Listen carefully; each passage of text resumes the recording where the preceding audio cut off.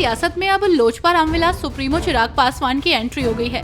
उन्होंने लोगों से आह्वान किया है कि यहाँ लोजपा रामविलास के समर्थन से सरकार बननी चाहिए। चिराग ने कहा कि झारखंड के युवा आज हताश हैं। लोगों को रोजगार और पढ़ाई के लिए बाहर जाना पड़ता है। ये झारखंड की अस्मिता की लड़ाई है जिसे लोजपा रामविलास लड़ेगी। न्यायमूर्ति मनमोहन को दिल्ली हाई कोर्ट का मुख्य न्यायाधीश नियुक्त किया गया है। वे 9 नवंबर 2023 से दिल्ली उच्च न्यायालय के कार्यवाहक मुख्य न्यायाधीश थे। वो अभी 61 वर्ष के हैं। रविवार को राजनिवास में एलजी सक्सेना ने उन्हें शपथ दिलाई।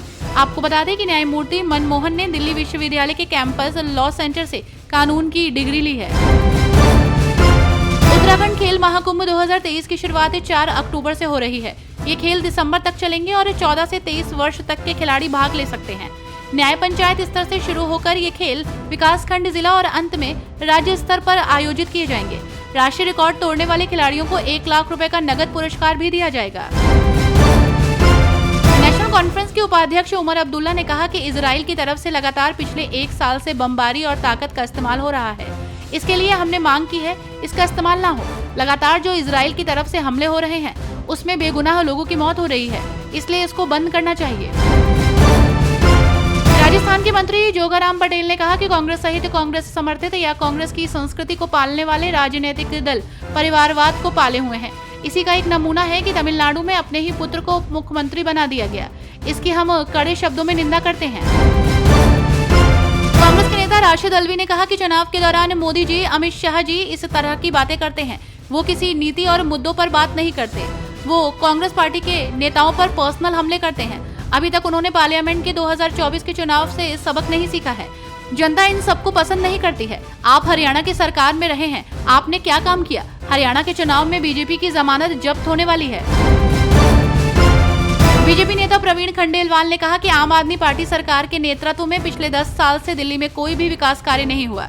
उन्होंने कहा कि दिल्ली की कोई भी ऐसी सड़क नहीं है जो टूटी हुई ना हो। दिल्ली में सफाई व्यवस्था खस्ता हालत में है। इसके साथ ही बीजेपी नेता प्रवीण खंडेलवाल ने आम आदमी पार्टी के नेता सौरभ भारद्वाज के ऊपर भी निशाना साधा। वक्फ संशोधन बिल पर अधिवक्ता विष्णु शंकर जैन ने प्रतिक्रिया दी है। विष्णु शंकर जैन ने कहा कि ये बिल बहुत जरूरी है और जो अमेंडमेंट बिल आया है उसका दायरा यही है। जो वक्फ को असीमित अधिकार दिए गए थे उसको सीमित किए गए हैं। जहां जहां आर्टिकल 14 का उल्लंघन हो रहा है वहां पर अमेंडमेंट बिल आया है। पटियाला की Rajiv Gandhi national law university अगले आदेश तक बंद कर दी गई है। लगातार 3 दिनों से स्टूडेंट की तरफ से विरोध प्रदर्शन किया जा रहा है।